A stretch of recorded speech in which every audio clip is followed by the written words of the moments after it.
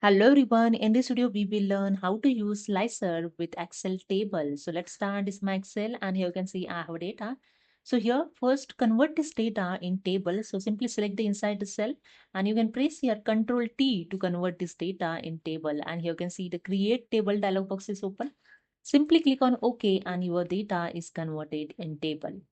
Now here I'm going to insert the slicer. Simply click on the data and go to the table design tab, and here in tools group click on the insert slicer option, and you can see you can select here the slicer as for product or region or cell. So I select here the product and click on OK, and you can see the product slicer is added. Okay, so you can use this slicer to filter the data quickly. So when I click on the laptop, you can see the laptop product is filtered. When you click on the mouse, you can see the only mouse product is filtered. If you want to filter multiple product, then hold the control key and select the second product and third one. And here you can see the multiple product also filtered.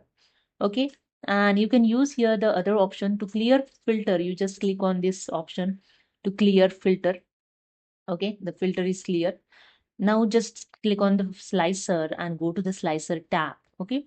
So in slicer tab, in size, you can increase the size of slicer. When I click on it, see the height of slicer is increasing. If you want to increase the width of slicer, you can increase the width. Okay. Buttons size also you can change. Height of button size you can change here.